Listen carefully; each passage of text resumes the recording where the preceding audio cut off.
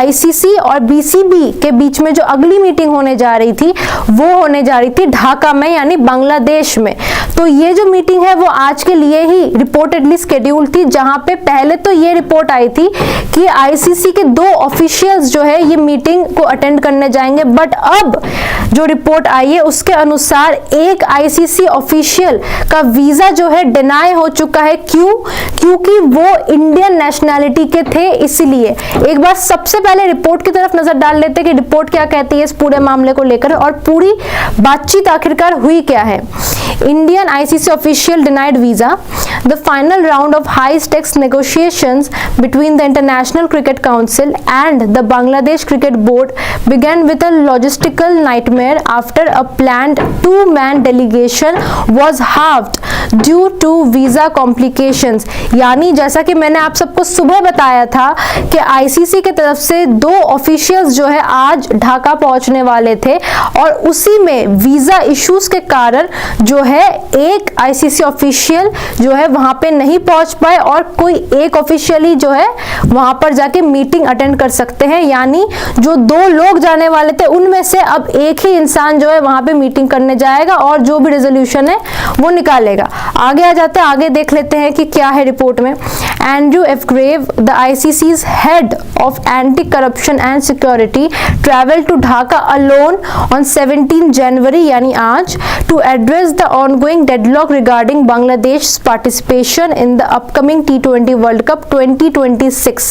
His colleague, a senior ICC executive of Indian nationality, however, was reportedly forced to, आगे देख लेते हैं कि आगे क्या है, forced to remain behind after failing to secure a visa on time as per local media reports।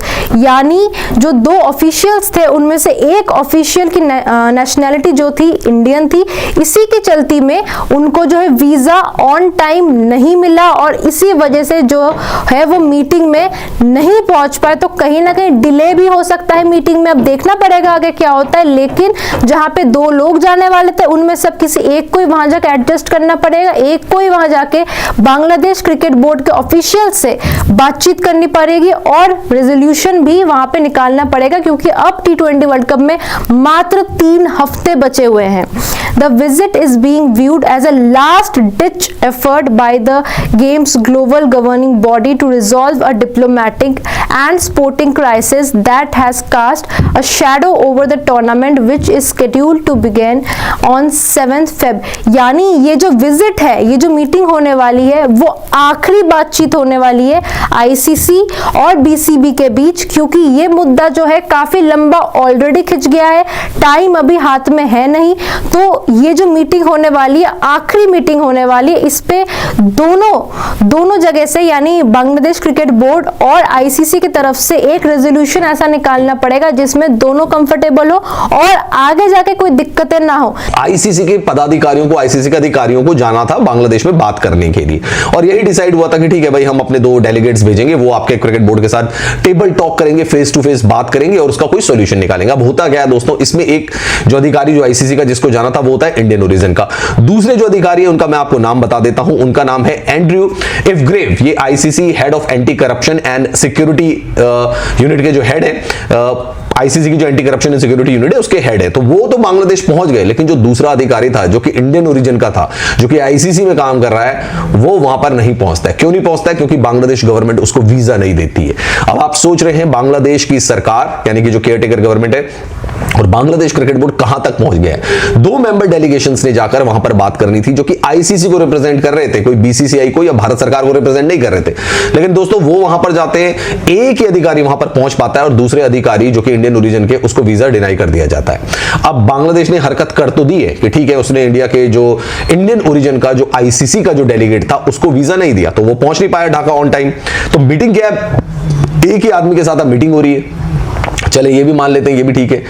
The thing is that कि बांग्लादेश ये नहीं समझ रहा है कि इसके आगे के कितने बुरे असर पड़ सकते हैं। हिंदुस्तान और बांग्लादेश के तो चलो जो रिलेशन खराब होंगे वो तो खराब होंगे ही होंगे, लेकिन बांग्लादेश जो ये चीजें कर रहा है वो लॉन्ग टर्म में अपने खिलाड़ियों का नुकसान कर रहा है। क्योंकि आपको पता है कि जितनी भी मेजर लीग्स चल रही हैं, बीबीएल और पीएसएल को छोड़कर, उसके अलावा जितनी भी लीग चल रही हैं, उसमें इंडियन जो बिजनेसमैन हैं या इंडियन जो बिजनेस टाइकून्स हैं, उनके पैसे लगे हुए हैं। चाहे कैरेबियन प्रीमियर लीग की बात करें, चाहे आईएल टी20 की बात करें, चाहे एसए टी20 की बात कर लें, चाहे हंड्रेड्स में भी जो है वो इन्वेस्टमेंट हो गई है भारतीय ओनर्स की तरफ से। तो आप जानते हैं इसके कितने बड़े रिपरकशंस हो सकते हैं, इसके कितने बड़े आफ्टर इफेक्ट्स हो सकते हैं। दूसरी तरफ आपको पता होगा कि जो बांग्लादेश के जो स्पोर्ट्स एडवाइजर हैं जो गवर्नमेंट के, उन्होंने भी खुलकर ये बात कही कि हम इंडिया में मैचेस नहीं खेलेंगे। भैया, इंडिया का मतलब ये नहीं कि आप हमारे केरल और तमिलनाडु मैच करवा दो। India means India, no means no, मतलब हम नहीं जाएंगे इंडिया में खेलने के लिए।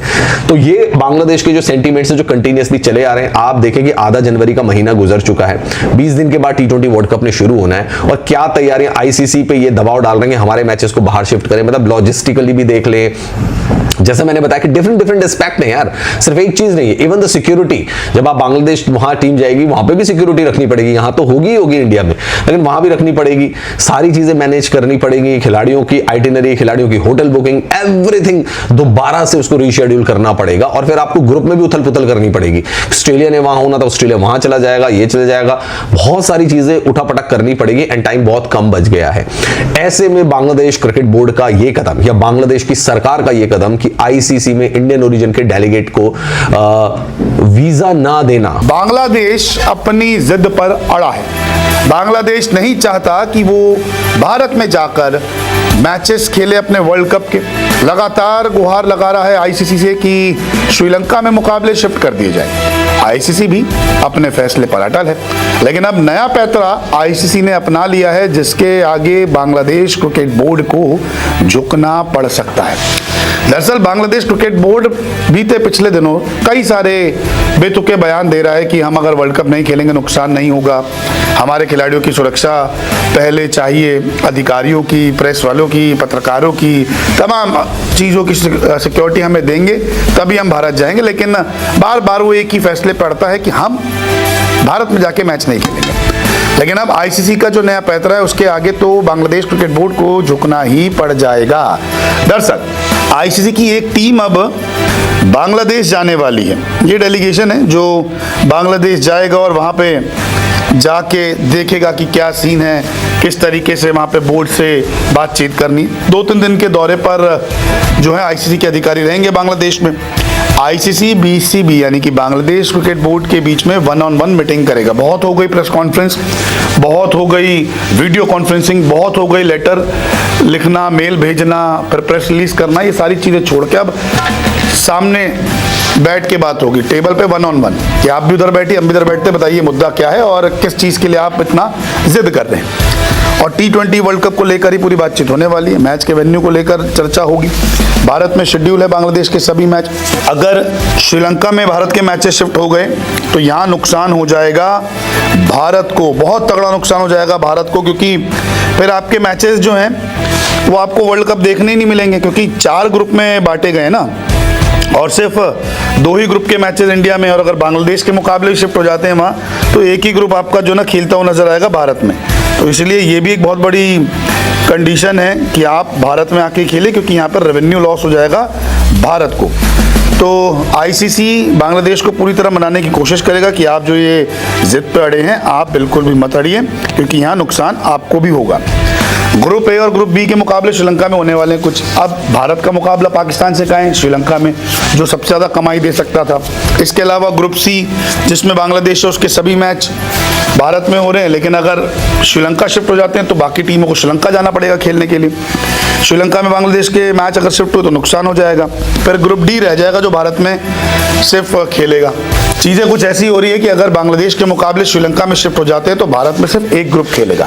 ये 4 ग्रुप आप देखिए, group A B C D, India Pakistan USA Namibia Netherlands, Australia Sri Lanka Zimbabwe Ireland Oman, England West Indies Italy Bangladesh Nepal, south Africa New Zealand Afghanistan UAE Canada. अगर श्रीलंका में शिफ्ट होते हैं मुकाबले बांग्लादेश के तो ग्रुप सी के जो मैचेज हैं इंग्लैंड वेस्ट इंडीज इटली और नेपाल के जो मैचेस होंगे बांग्लादेश के खिलाफ वो भी वहाँ चले जाएंगे। तो लो आपके पास कुछ बचा ही नहीं। सिर्फ group D south Africa New Zealand Afghanistan UAE Canada, जिसमें से आप यूएई कनाडा के मैचेस ज़्यादा देखेंगे नहीं। साउथ अफ्रीका न्यूजीलैंड अफगानिस्तान का मैच देख लेंगे। तो यहाँ इंडिया को नुकसान हो जाएगा, क्योंकि कोलकाता में 3 मैच रखे गए हैं बांग्लादेश के, 7 फरवरी, 9 फरवरी, 14 फरवरी। West Indies, Italy, England. Nepal का मुकाबला मुंबई में 17 फरवरी। और अगर ये चारों मुकाबले श्रीलंका में शिफ्ट हो जाएंगे तो भारत के पास तो कुछ नहीं रह जाएगा। तो ये नया पैतरा अपना लिया है आईसीसी ने कि आप 1-on-1 एक टेबल पर बैठेंगे, दोनों बोर्ड के अधिकारी बात करेंगे, कुछ समझाया जाएगा।